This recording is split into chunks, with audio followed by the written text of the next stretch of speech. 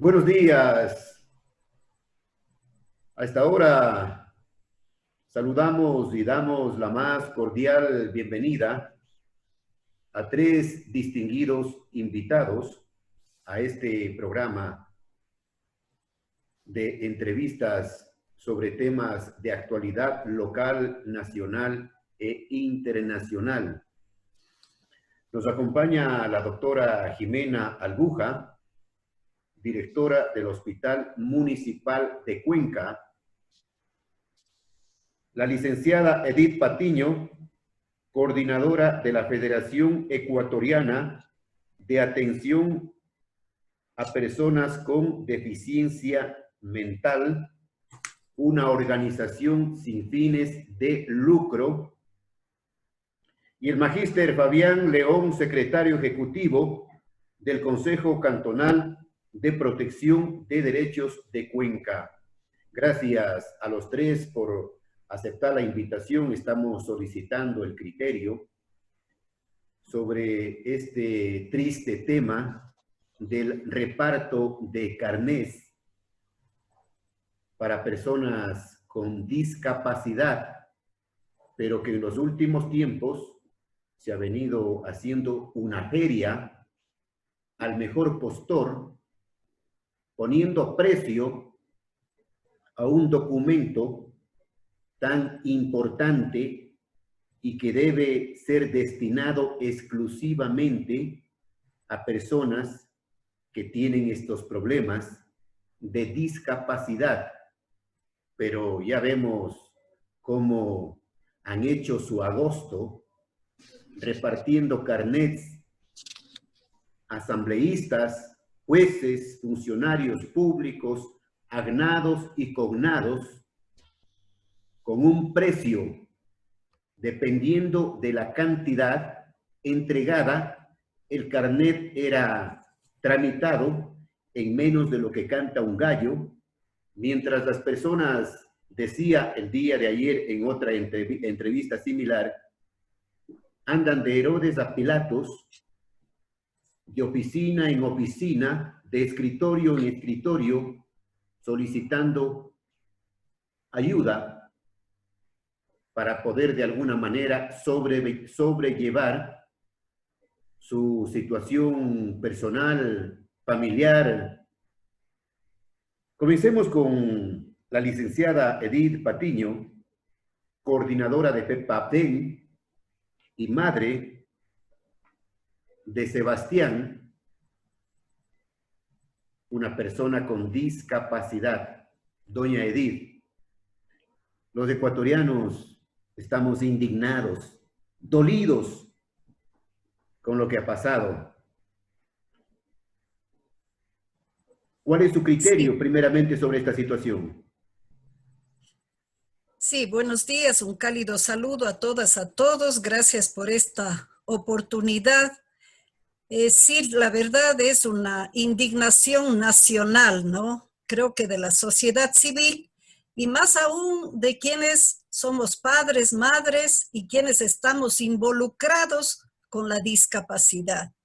Este usufructo fraudulento, mañoso, diría yo, de personas inescrupulosas que realmente avergüenzan al país, ¿no? Y nos duele porque hay que sentir en carne propia la discapacidad para entender toda la odisea que caminamos en nuestras vidas, en nuestra familia. Mire, en verdad soy la mamá de Sebastián, mi hijo ya casi tiene 35 años, tiene una discapacidad intelectual, tiene el síndrome de Saetre-Chotzen, que es un síndrome que da 1 a 10,000 personas, ¿no? Y desde que él nació, cuando le diagnosticaron su discapacidad, ha sido una lucha diaria. Imagínese usted hablar de discapacidad 3 décadas atrás, un verdadero tabú, e inclusive ahí sí se llamaba deficiencia. Ahora no, ahora está la categoría primero de personas. Habemos dos tipos de personas. las personas sin esta discapacidad física, visual, auditiva, intelectual y psicosocial. Entonces le decía que en esa época, 3 décadas atrás, era un tabú, una vergüenza, una maldición, uno tenía que asumir 2 posiciones, o amargarse la vida, sufrir, angustiarse, buscar culpables, o levantarles por la estimulación temprana, por los diagnósticos y evaluaciones, y de ahí empezar a ir a personas, sino a la familia. Estoy viviendo en esta lucha diaria y lo que aspiro es que mi hijo sea feliz. Ha pasado por todas las instituciones de educación especializada que antes eran contadas. Ventajosamente ahora ya tenemos más preparación, ya conocemos del tema, ha dejado de ser tabú y duele profundamente cuando han usufructuado, como dije al inicio, en forma mañosa de esta situación, porque no es fácil. Para sacar un carnet nos piden primero la evaluación profesional médica, diagnósticos ciertos, ¿no es cierto? Que uno va a un lado, va a otro lado, y luego entonces binario, todo aquello implica tiempo, y seguirán así pasando esas odiseas otras familias, pero bueno, yo pienso que las familias jóvenes como que ya tienen un sendero más claro. Nosotros hemos pasado por situaciones más difíciles y esto sí duele, y tenemos que reclamar los legítimos derechos, porque no son dádivas, sino son sus derechos que están proclamados a través de una constitución, de una convención, e incluso nosotros en el caso de Cuenca, con una ordenanza que se aprobó, una ordenanza sustituta a la del 2010, que se aprobó recién de parte del municipio de Cuenca. Bien, usted decía, doña Edith, no hay derecho que nos hagan una cosa de estas. No tiene nombre esta infamia, este atropello a los derechos de personas que tienen problemas de discapacidad. Doctora Jimena Albuja, directora del Hospital Municipal de Cuenca, se aprovecharon de la pandemia, pues, para hacer de las suyas, entregando los carnets al mejor postor. Quisiéramos conocer más bien desde su punto de vista, como directora del Hospital Municipal, cuál ha sido el trabajo de este centro de salud en beneficio de la población, especialmente de las personas de escasos recursos económicos, porque también el hospital es una institución municipal sin fines de lucro, en beneficio de la atención a niños. Adelante. Buenos días, muchísimas gracias por la invitación, licenciado Cedillo, y también compañeros que estamos en este momento participando de esta interactuar para poder dar a conocer a la ciudadanía lo que se ha venido haciendo durante esta pandemia. Y como usted bien lo dijo, hemos estado trabajando incansablemente, pues tenemos que cumplir con los protocolos de bioseguridad para dar esta tranquilidad en la atención, una atención de calidad e integral a los pacientes. Y más aún, cuando son pacientes que tienen discapacidad. Es importante dar esta prioridad a este grupo de pacientes que así lo requieren. Han llegado a este hospital no solo personas, niños, sino también adultos mayores, mujeres embarazadas que han requerido este servicio. Nosotros tenemos incluso una ventanilla de atención prioritaria a los pacientes con discapacidad y también hemos adecuado y tiene adecuaciones el hospital para poder dar las facilidades de la movilización dentro del mismo. Hemos trabajado en el hospital municipal adecuando el espacio de triaje respiratorio para que los pacientes que lleguen no tengan esa preocupación de contagiarse con otros pacientes que puedan llegar con coronavirus. Aquí hemos atendido a muchos pacientes en triaje respiratorio con sospecha de coronavirus y otro departamento que es de emergencia para atender a los pacientes que vienen por otras patologías. En el triaje respiratorio hemos tenido una atención ya de 1.900 pacientes, para que tengan una idea de la capacidad que hemos dado aquí de servicio. junto con las pruebas PCR, más de 1.188 pruebas PCR, con una positividad de 258 pruebas, las mismas que han sido notificadas inmediatamente al Departamento de Epidemiología del Ministerio de Salud Pública, los mismos que han hecho el cerco epidemiológico y también el aislamiento intradomiciliario. Ha habido pacientes, también niños, que han llegado con coronavirus aquí. Hemos tenido un total de 4 niños, el más pequeño de 8 meses, el más grande de 14 años, que han sido atendidos aquí y dados el seguimiento con nuestros profesionales médicos en pediatría por telemedicina incluso. Telemedicina, como ustedes lo saben, ha sido un caso de éxito a nivel internacional también, reconocido porque ha sido una atención oportuna, no solo para los pacientes coronavirus, sino también patologías que no tenemos que olvidar, que nunca deja de existir, pacientes con enfermedades crónicas, mujeres embarazadas, niños que pueden estar cursando anemias, deshidrataciones y otras patologías más que deben ser prioritarias. Doctora, le pregunto también su criterio brevemente sobre este reparto infame de carnets. ¿Qué piensa usted? Hay muchos casos que han llegado acá, pacientes con discapacidad, que han indicado que han estado años incluso solicitando este carnet. ¿Por qué? No necesariamente porque quieran un carro de lujo, de último modelo, sino porque quieren poder movilizarse y dejar de ser, como algunos han dicho aquí, una carga para mi familia. Ellos lo que quieren es ayuda, no compasión, sino un derecho que se les viene concedido a ellos. Es lo único que han pedido. Y es lo que hacemos un llamado a la ciudadanía y a todas nuestras autoridades, que seamos conscientes y que tengamos siempre esta prioridad de hacer cumplir la ley y que seamos honestos con los diagnósticos. No podemos dar un certificado, eso está dentro de nuestra formación profesional y nuestra ética. Tenemos que ser certeros en los diagnósticos y decir la verdad, porque tarde o temprano la verdad va a prevalecer. Claro, porque la función pública, la auténtica función pública es para servir a los demás, con mística, con dedicación, con honestidad, y no para llenarse los bolsillos, engañando lógicamente al pueblo. Le pregunto al magíster Fabián León, secretario ejecutivo del Consejo Cantonal de Protección de Derechos. Ustedes, magíster, entiendo, han hecho un pronunciamiento público sobre esta situación.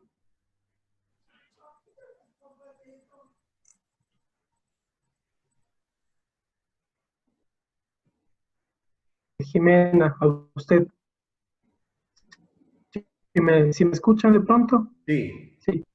Sí, perfecto. Decía buen día, estimada Edith, estimada Jimena, estimado Jaime también, muy buenos días.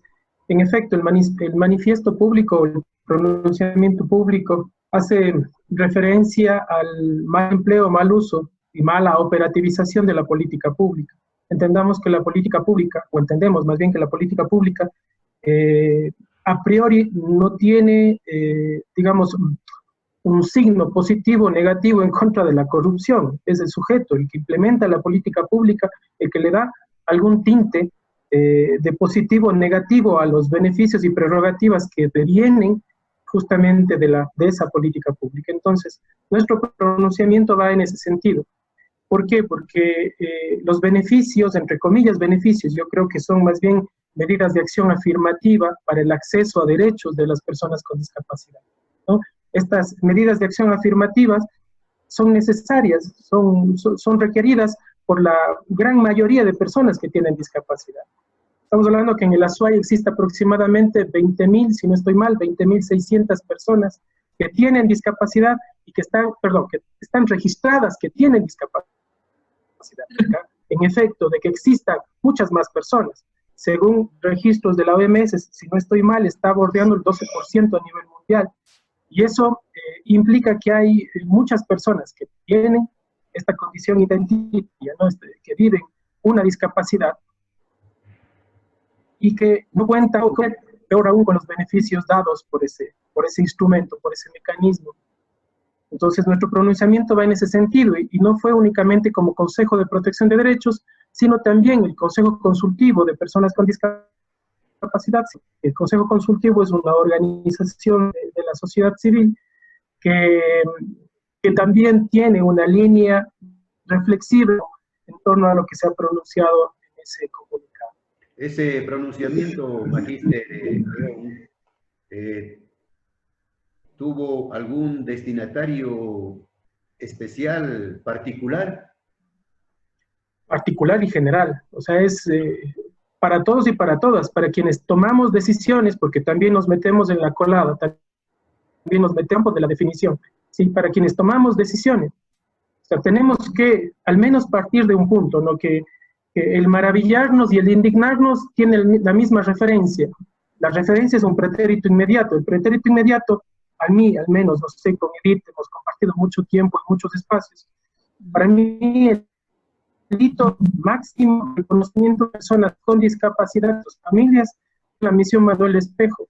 Después de la misión Manuel Espejo, devinieron, claro, o sea, es visible públicamente un cúmulo de necesidades urgentes, emergentes. Digo, entiendo que antes hubieron muchos más acciones, pero en el inmediato para mí, el Espejo dejó como herencia muchas actividades, muchas necesidades, muchos deberes a la función pública para poder cubrir, ¿no? todas estas situaciones. La ley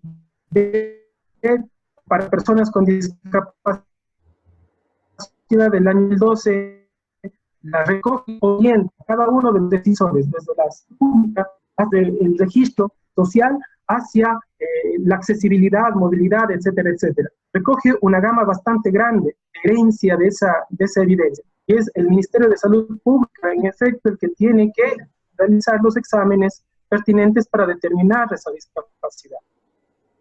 Entonces, este mensaje es un destinatario específico, genéricos, es a todas las personas que hacemos parte de la función pública y que tomamos decisiones. Bien, vamos nuevamente con la licenciada Edith Patiño, coordinadora de FEPADEM.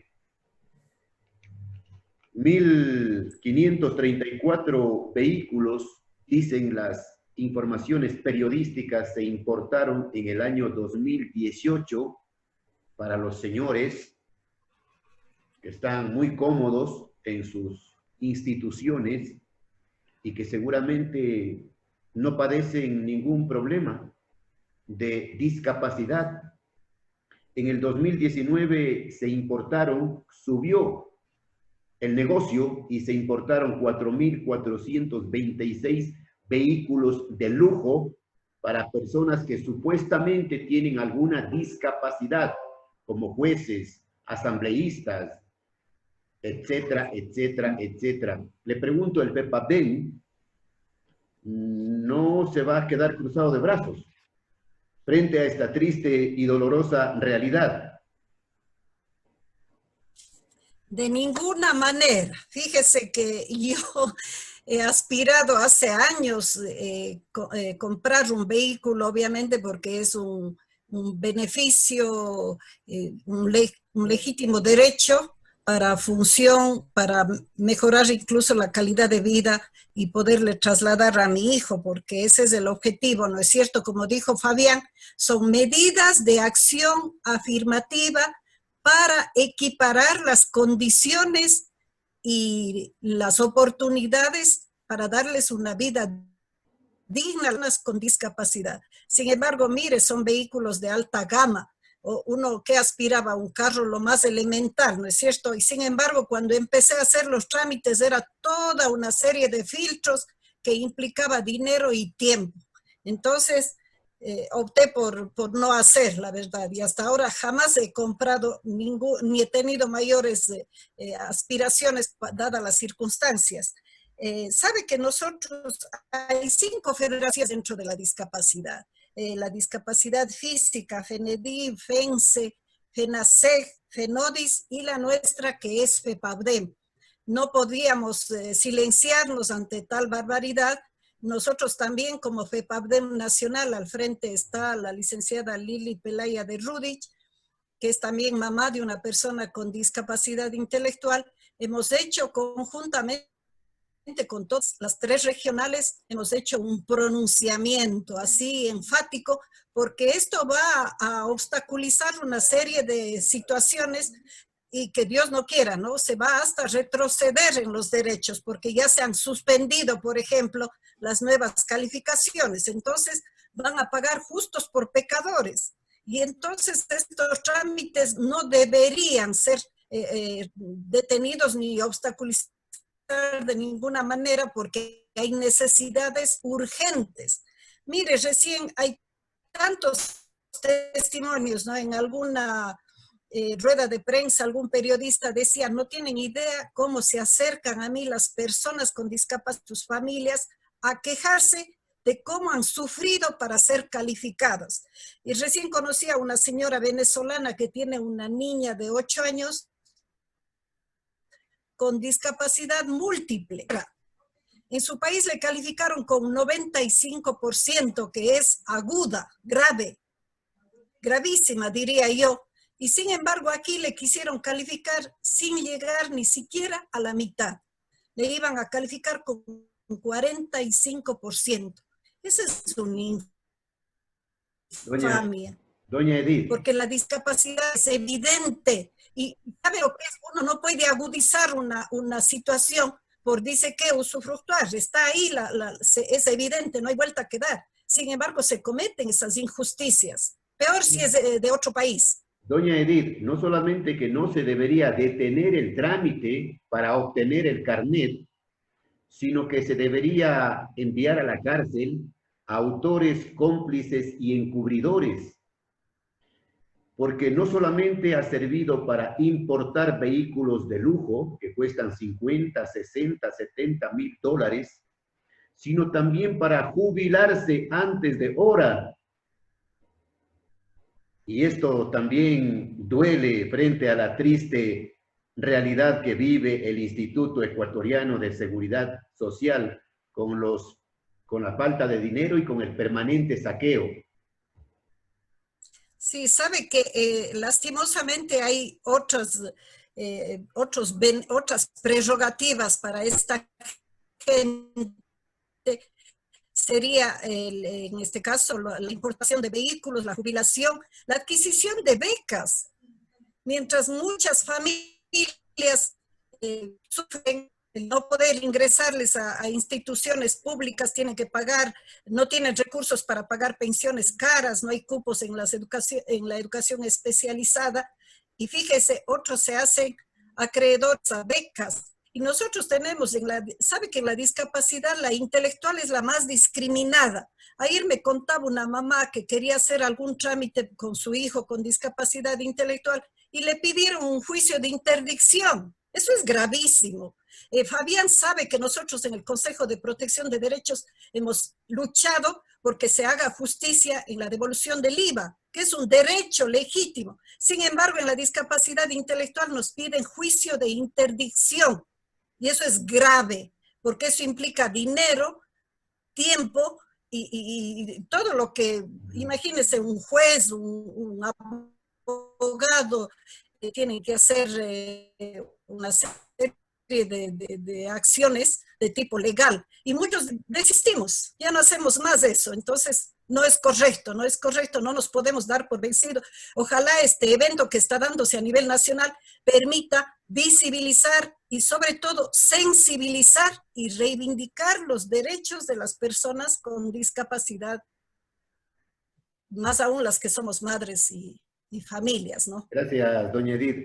Estas personas infames que estaban en el negocio se daban el lujo de promocionar por internet la entrega de carnets en menos de lo que canta un gallo a cambio de sumas de dinero. ¿En qué tiempo quieres? Te vale tanto. Más pronto, te vale más. Mientras más tiempo demore, te vale un poco menos. Por internet. Doctor Albuja, el Hospital Municipal de la Mujer, del Niño, hace poco tiempo inauguró una nueva área, amplió la infraestructura para poder atender las necesidades de la población cuencana. En ese sentido, infórmenos cuáles son esos nuevos servicios que está brindando esta institución municipal. Sí, como usted bien lo mencionaba, la ampliación del hospital que se había hecho en el tiempo adecuado ha permitido que generemos más atenciones con especialistas. Hemos llegado a tener 25 tipos de especialidades aquí en el hospital, servicios que pueden estar prestos para la ciudadanía. No obstante, durante la emergencia sanitaria hemos visto que no se podía reaperturar totalmente la consulta externa, por lo cual nos hemos visto obligados por el tipo de la semaforización a mantener la consulta en niveles mínimos. Ahora empezamos la reapertura con fuerza, porque vemos que necesita la ciudadanía ser atendido. Estamos al momento con 10 especialidades en atención en consulta externa. No obstante, en lo que es hospitalización, sí tenemos ampliados estos servicios para que la persona que venga acá pueda ser atendida con tranquilidad. También debo informar que dentro de los Medisoles se está aperturando en forma paulatina, en forma progresiva, con todas las medidas de bioseguridad, para que la atención sea a nivel de otros sectores, como por ejemplo Madre Teresa. Vamos a atender el 12 de abril también en un nuevo local, que muy pronto daremos a conocer a la ciudadanía, también en el nuevo local que vamos a tener en Fátima, que damos otros servicios para que las personas que estén con discapacidad puedan acceder a estos servicios sin tener la dificultad de la infraestructura. Bien, gracias. A ver, vamos con el magíster, se nos acaba el tiempo, tenemos pocos minutos, magíster León, un mensaje de su parte a la sociedad cuencana y ecuatoriana en general sobre los temas que hemos abordado. Que la ética se construye en el día a día, ¿no? Exigimos con voz en cuello mucho, absolutamente mucha carga ética, la probidad de acciones, de política. Día a día se puede denotar que esa ética que le exigimos con total justicia y a veces hasta con vehemencia, claro, se ve allanada por actos como el que se está nombrando y es materia de la discusión del día de hoy. Necesitamos como sociedad rebalsar, necesitamos como sociedad entender que una medida de acción afirmativa, entre comillas, no es un beneficio, sino es una acción que permite equiparar condiciones por una discapacidad o por lo que fuere, ¿no? Entonces, el llamado a la ciudadanía de no generalizar, no generalicemos, popularicemos los casos de corrupción, los que se evidencian los casos de corrupción. Tenemos a las personas que han cometido esos actos de corrupción. Una sociedad mucho más equitativa siempre piensa en su planificación, en su sentido y en su proyección, en función de quienes menos condiciones favorables tienen en su cotidianidad, como son personas con discapacidad, como son los niños, niñas y adolescentes, como son los adultos mayores. Bien, gracias. El mensaje de la licenciada Edith Patiño para las autoridades, para las personas que están involucradas. El país necesita un baño de verdad. El país necesita que abandonemos la corrupción para poder salir adelante y que haya menos pobres. Sí, no hay derecho, en verdad.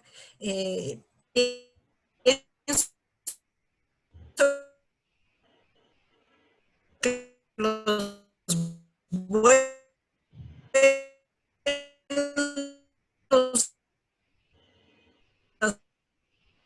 buenas son